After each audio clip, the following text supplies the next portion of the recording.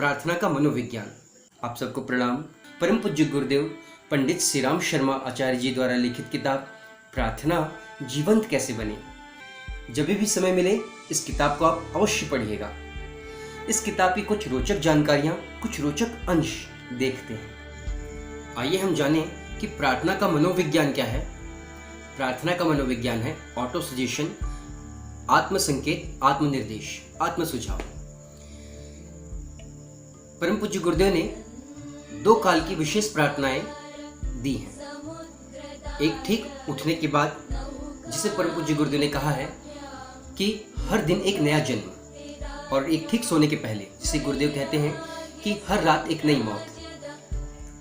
परम पूज्य गुरुदेव कहते हैं कि जब आप सुबह उठें तो ध्यान की मुद्रा में बैठ जाएं, आज्ञा चक्र पर सूर्य का ध्यान करें और भावना करें कि सूर्य की लाल किरणें, लाल रश्मियां आपके अंदर आ रही हैं, रोम रोम से अंदर प्रवेश कर रही हैं और रोम रोम से बाहर जा रही हैं। इस भावना के साथ आप परमपिता परमात्मा भगवान से प्रार्थना करें, हे परमात्मा, अस्तो मा सद्गमय, तमसो मा ज्योतिर्गमय, मृत्योर्मा अमृतगमय, मुझे असत्य से सत्य की ओर ले चलिए।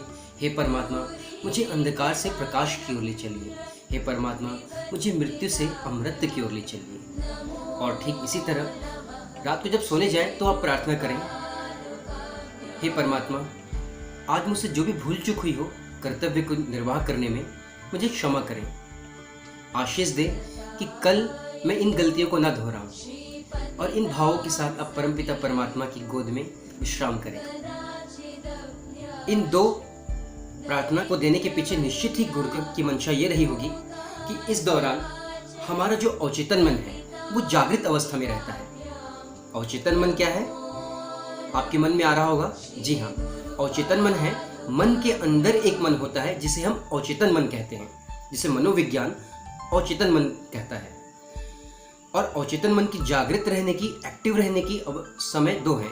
एक ठीक उठने के बाद, एक दूसरा ठीक सोने के पहले। 2 समय हमारा अवचेतन मन जागृत रहता है।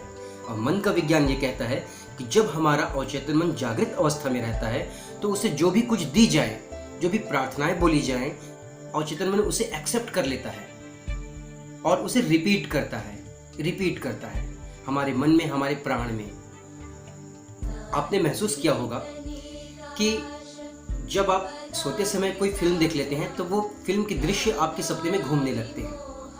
आपने ये भी महसूस किया होगा कि जैसे ही आप सुबह उठते हैं और उठते ही आपने कोई गीत सुन लिया, जैसे मेरे देश की धरती सोना उगले उगले हीरे मोती, आपने जैसे सुना, आपने महसूस किया होगा कि दिन भर वो गीत आपका मन गुनगुनाता रहता है। दिन भर वो गीत आपके मन में चलता रहता है। क्यों होता है ऐसा? अवचेतन मन जागृत अवस्था में था, तब आपने उसे गीत दे दिया, आपने उसे फिल्म दिखा दिया, तो वो बार बार मन में रिपीट होता रहता है। और ये अवचेतन मन का काम है। और ये भी कहा जाता है कि हमारा अवचेतन मन बहुत शक्तिशाली होता है, बहुत ही सामर्थ्यवान होता है। और अवचेतन मन शक्तिशाली, सामर्थ्यवान होता है, इसके पीछे निश्चित ही परमात्मा होते होंगे। क्योंकि कहा जाता है ना कि हमारे अंतर मन में परमात्मा बैठते हैं और निश्चित ही परमात्मा के निर्देश से ही अवचेतन मन चलता होगा। तभी तो जब आपने खुद महसूस किया होगा, जब आप सोने जाते हैं, विश्राम करने जाते हैं और अब आप अपने मन से कह दें या अपने खुद से कह दें कि मुझे 4 बजे उठाना, तो आपकी नींद खुल जाती है 4 बजे। कैसे? आश्चर्य है ना? बिल्कुल, क्योंकि आपने जब कहा तो आपका अवचेतन मन जागरूक था, एक्टिव था, उसने एक्सेप्ट कर लिया।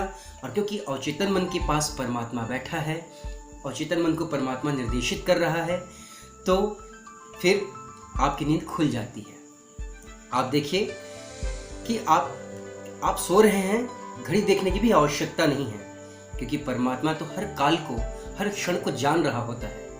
और परमात्मा आपके हृदय में बैठा, अंतर्मन में बैठा, आपका हित, आपका लाभ ही सोच रहा होता है। यही है परमपिता परमात्मा की दया हम पर। अवचेतन मन के कुछ गुण और हम चर्चा करते हैं। आपने देखा होगा कि अवचेतन मन हमेशा हमारा हितैषी है, हमारा हित चाहने वाला है, हमारा लाभ करने वाला है, क्योंकि परमात्मा उसे निर्देशित करता है। अंतर्मन में बैठा परमात्मा अवचेतन मन को निर्देश देता है कि आप इसकी देखभाल करें, रक्षा करें। आपने महसूस किया होगा जब किसी व्यक्ति के हाथों में कोई चीज़ कट जाती है, छिल जाती है, तो ब्लड आनी शुरू हो जाती है। आपने ये भी देखा होगा कि कुछ देर बाद वहाँ ब्लड का थक्का जम जाता है, ब्लड बाहर आना बंद हो जाता है। क्यों होता है ऐसा? ये होता है आपके अवचेतन मन के कारण और अवचेतन मन में बैठे परमात्मा के निर्देश के कारण। परमात्मा जान रहा होता है कि मेरे बच्चे का जो ब्लड निकल रहा है, ब्लड निकल जाएगा तो इसके शरीर को नुकसान होगा। तो परमात्मा अवचेतन मन को निर्देशित करता है कि इसे रोक दिया जाए और अवचेतन मन उसे रोक देता है। बिल्कुल। दूसरा आप देखें कि जब कोई व्यक्ति जहर खा लेता है तो सबसे पहले उसको वॉमिटिंग आती है, उल्टियाँ आती हैं। क्यों आती हैं? क्योंकि अवचेतन मन जान रहा होता है, हमारे अंदर बैठा परमात्मा, अंतर्मन में बैठा परमात्मा जान रहा होता है कि जो इसने अंदर ले लिया है वो इसके शरीर के लिए अच्छा नहीं है, बिल्कुल हानिकारक है। वो तुरंत फेंकना शुरू करता है। परमात्मा के निर्देश से अवचेतन मन उन गंदी चीज़ों को, उस जहर को बाहर फेंकना शुरू करता है और इसलिए उल्टियाँ आती हैं। आप देखिए अंतर्मन में बैठा परमात्मा कितना दयालु है, हमारी रक्षा करता है, हमारा भला चाहता है, हमारे बारे में सोचता है। आप अगला उदाहरण देखें, जब किसी व्यक्ति की हड्डियाँ टूट जाती हैं तो डॉक्टर उस दो हड्डियों को इस तरह से जोड़ देता है और इतना जोड़ने पर प्लास्टर लगा देता है और आश्चर्य है कि कुछ ही महीनों बाद वो हड्डियाँ एक हो जाती हैं, एक बन जाती हैं। कैसे होती हैं ये? कैसे जुड़ जाती हैं? वो हड्डियाँ एक कैसे बन जाती हैं? इसे कर रहा होता है हमारा अवचेतन मन और हमारे अवचेतन में बैठा परमात्मा चाहता है कि इसकी हड्डियाँ भी जुड़ जाएं, क्योंकि ये मेरा बच्चा है, मेरा पुत्र है। इसलिए वो अवचेतन मन को निर्देशित करते हैं और आपकी हड्डियाँ जुड़ जाती हैं, एक हो जाती हैं। आप अंदाज़ा लगाएं, यदि इस टेबल पर, यहाँ पे एक टेबल पर हम दो हड्डियों को रख दें इस तरह से, तो आपको क्या लगता है हड्डियाँ जुड़ जाएंगी? 1 महीने, 6 महीने, साल भर? बिल्कुल नहीं जुड़ेंगी, क्योंकि हमारे शरीर के अंदर अवचेतन मन में परमात्मा विराजमान है। उसे निर्देशित करता है कि इसकी हड्डियाँ को जोड़ो, इसकी रक्षा करो। परमात्मा हर पल हर क्षण हमारी रक्षा करते रहता है। तो इस तरह से अवचेतन मन बहुत ही सामर्थ्यवान होता है, शक्तिशाली होता है और शायद इसीलिए परम पूज्य गुरुदेव ने 2 समय की प्रार्थनाएं दी हैं जब हमारा अवचेतन मन जागृत अवस्था में रहता है। हमारे YouTube चैनल को सब्सक्राइब करें और बेल आइकन को दबाएं ताकि आपको नोटिफिकेशंस मिलते रहें।